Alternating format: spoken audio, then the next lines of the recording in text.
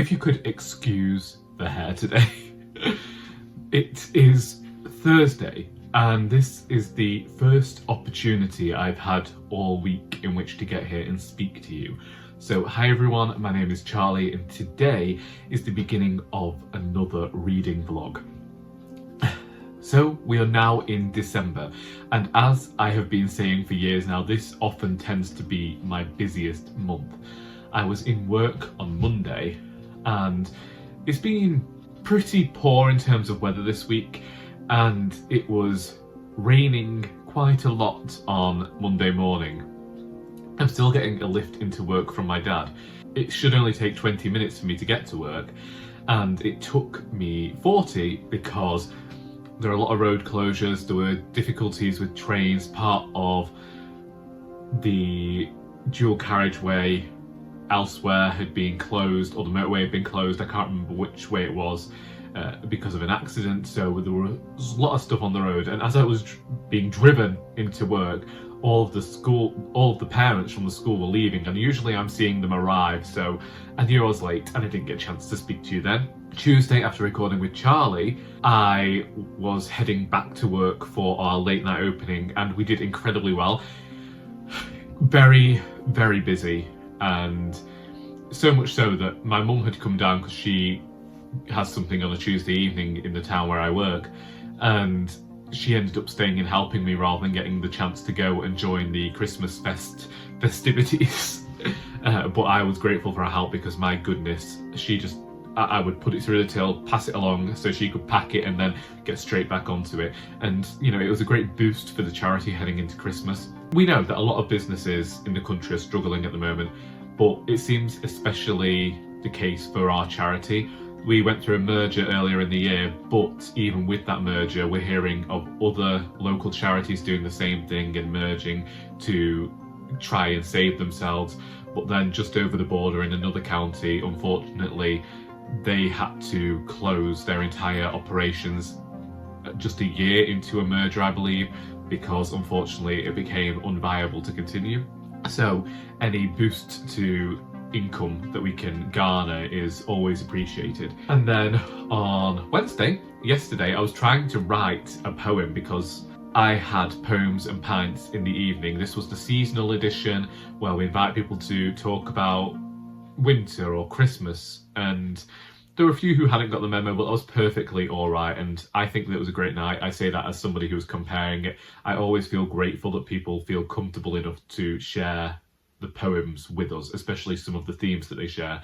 It covered the entire range of subject matter when it came to Christmas, but also when it came to poetry. We had humour in there, we had poignancy in there, we had people reading other people's works. It was a great evening, at least in my mind. I probably offended a few people, but that's not the first time I've done that. And it was great to see like people who were coming and reading for the first time. That's always a favourite thing of mine. The people who finally gather enough courage to get up on stage and read their work. And yeah, so I was thrilled that that finally happened with a few people who've been talking about it for a while, but just have yet to develop that knowledge that they can do that, and they're gonna get a good response from a rather receptive audience who just come along because they enjoy poetry, but they just enjoy the atmosphere of the evening as well. But because of all of these days, how they've been, I haven't been sleeping this week. This morning, my body must have known that it was a day where I had nothing planned, because I didn't awaken until 9 o'clock, and then looking outside and seeing how rainy and stormy the weather is, I decided I was going to stay in today. And I have been reading Prince of Thorns by Mark Lawrence. I have been avoiding this book for years, but we got this copy donated to the shop that didn't look as though it had been read. And in a spare moment, I read the first chapter because they're very short chapters. And although it was a bit dark, I was intrigued enough. I've been interested in another series by Mark Lawrence for a while now, but I'm one of those people who always wondered whether I can go into a later series not having read the first, because I'm just contrary like that. It's very dark, and it's the side of dark fantasy that I've avoided. But I'm really enjoying this character voice. The narrator has such a strong voice, and it also feels like, even though there's some grim stuff going on, this would make a great book for young adults or teenagers, given the age of the character. This morning, I realised that this had been awarded to a child on Thursday, the 10th of September, as a prize from a local private school. But it was awarded to a child called Charlie, so clearly it was meant to be somewhere. Anyway, since last we spoke, I also read the Chimes by Charles Dickens. For years I've been meaning to read the Charles Dickens Christmas books that aren't A Christmas Carol. And when I started listening to the Chimes, I was recalling certain aspects. I thought, well, I've never written this in my journal. I must have started listening to the Chimes at some point within the last few years and then pushed it aside, forgotten about it. This time, once I'd listened to the same point I'd listened to last time, I picked the book up and I read it. And just like A Christmas Carol, it's short enough that it can be read in just over an hour. I did not like it. It follows a poor character called Toby, who also has a name changed at one point to Trotty, and that seemed to be a bit confusing to me, especially when I was listening to the audiobook, because there's no differentiation of it like to the ear. Like, there's no mention of this other character coming in, so I was just like, there's no mention that Toby and Trotty are one and the same, and so that confused me mildly at first. But then it was the way that these rich people started talking to this poor man and the way that they were treating him, and then he ends up having visions of a future that he is not present for, similar to Ebenezer Scrooge in A Christmas Carol. But at least with Ebenezer Scrooge, he wasn't an evil character, really. He was malevolent and all this, and he's coming good, whereas this guy hasn't really done anything wrong and he's been treated like he has. So it felt moralistic, but not necessarily in a good way, and it felt like a rich person having to go at poor people, and I'm not sure that was really Dickens' MO back then. So I didn't like the Chimes. I will see whether I like The Cricket on the Hearth, which is the next one that I've got to read. I don't know when I will get around to it, but I am having a bath today at some point, so if it's available to listen to, I might start listening to that one as well. I do like that it begins with chirps, where we've had staves and what have you with the other Christmas books, and the fact that the kettle began it, and we have a character called Mrs. Peerybingle here. So we will see how I feel about The Cricket on the Hearth at some point over the next few weeks. I also am in the middle of a lot of books that I want to try and get finished by the end of the year. I haven't yet put out my pile of possibilities for December, but I find like my idea of being able to get to them quickly diminishing because I've got so much to finish, like the Elizabeth Taylor short stories, the Christmas Chronicles, Outrageous by Paul Baker, Nigel Slater's other cookery book, Kitchen Diaries 2, which I put down somewhere after I recorded last week and I've not been able to find it since. But yes, the weather doesn't seem to be improving today, so I decided I'm going to have a day of reading, and it's 1:45 already, and I've only read 100 pages of Prince of Thorns. So as long as I don't get distracted, we'll see how far I can get. But for now, I will see you all tomorrow. And here we are. Alas, alack, and all that, I didn't finish reading Prince of Thorns yesterday, but I did get through 200 pages. And I think in my mind, I thought that I was going to be reading 3 pages a minute and get it done.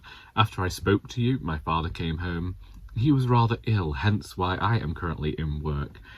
Well, it's now 8:30, but I've been here for half an hour. All I've done is eat breakfast and then go and look at myself in the mirror, trying to ascertain whether I actually liked how this jumper sat on my body. And I'm not sure I do, but it's warm, and also there's nothing on the rail, so I'll just have to contend with it.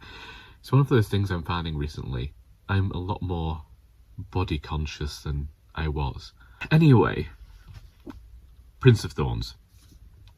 I think that Lawrence did a great job when it came to choosing the age of his protagonist. Honoris Yorg, or Yorg as he's known throughout this, at least that's what I've been calling him, is a prince who absconded from the kingdom 4 years before this book, and after a certain amount of time we go back to see what occurred that caused him to go and join this band of outlaws for 4 years.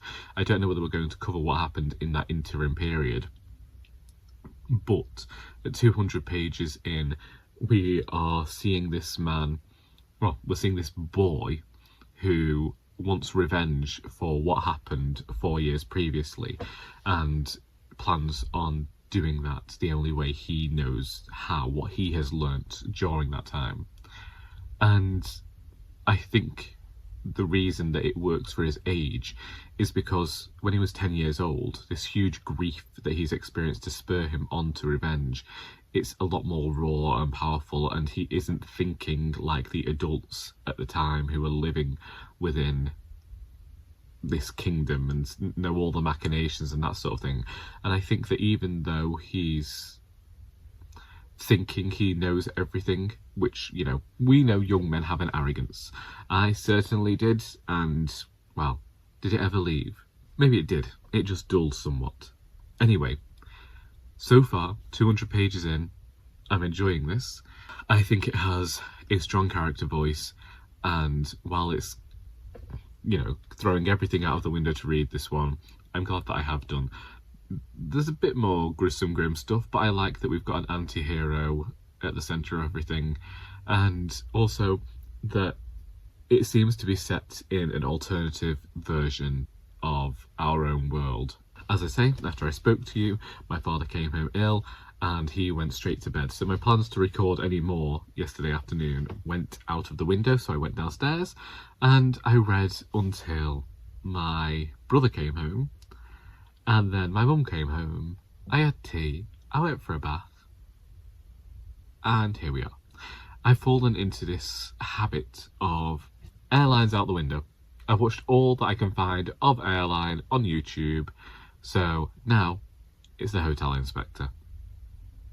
YouTube just knows how to send me down these rabbit holes to get me watching reality TV from 20 years ago. What interest do I have in the Hotel Inspector? None. But, you know, I never plan on owning a hotel, but there's something about watching these people have these homes that are absolutely filthy and full of squalor and trying to let them to people, and people having no knowledge of the hotel or B&B industry and trying to set stuff up, and I don't know, it's intrigued me this month. So now we're in that rabbit hole, which is fun. All the other stuff that I wanted to watch, there's a Christmas film come out on Netflix that I wanted to see. Apparently Jodie Whittaker does the voice of someone in there. Wanted to catch up on my Christmas specials. Did I do any of that? Did I Eckers like? Did I Eckers like? Maybe that's what I'll start next week. Maybe I could. Oh, that's the problem. The problem is, the problem is with being so busy this week that I haven't really sat down to watch any sort of television until yesterday, and so maybe that's why I head towards this mindless stuff. See it on YouTube, think, well, I'll click on that. It's going to last this long. It took me 4 days to listen to the Books Unbound podcast this week because I started it on Monday. Listen to what I could on Monday, listen to a little bit more on Wednesday between whatever I had going on. I can't even remember now. It's Wednesday.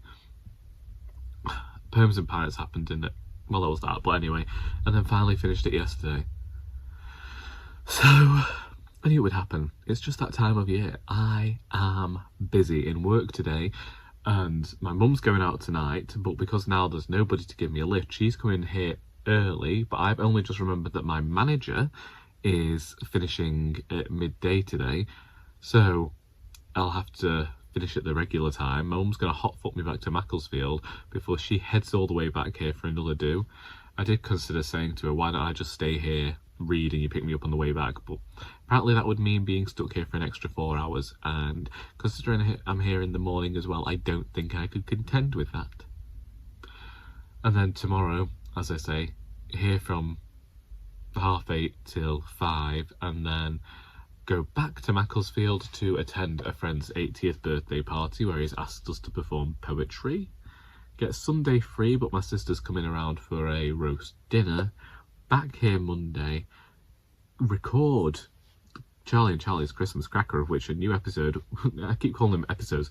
Me and Charlie say we won't call them episodes, and then that's what I do anyway. A new Charlie and Charlie's Christmas Cracker went online today, which is always fun.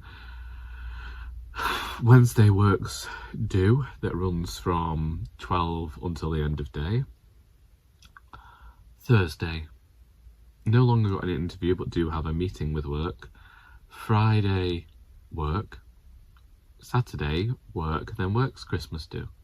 For just the shop this time. And then I should get one regular week.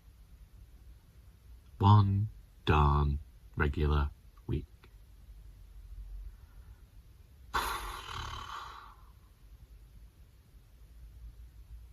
I don't know how other people do it. I do not know how people go about having social lives, because I've only got a few extra things to do outside of my normal week and I'm struggling to cope with it. Anyway, I'm gonna go drink my coffee, read a bit more before my manager gets here, so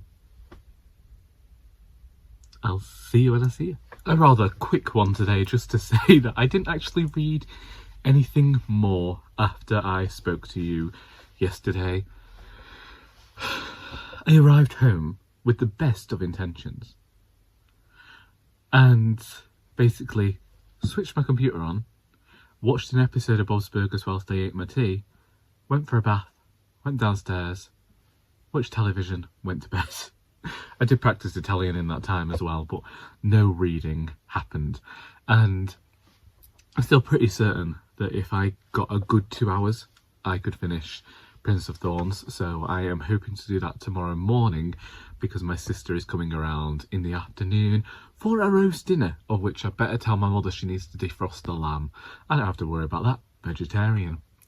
I don't really have much more to say than that. I am glad to have at least finished the Chimes this week and to have found a new book that I'm enjoying, despite the fact that the main character is utterly reprehensible so far.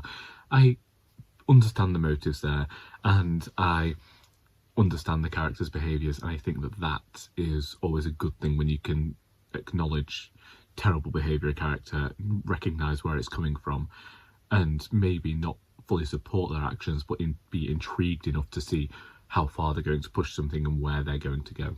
For now, I'm going to go because it's a bit late.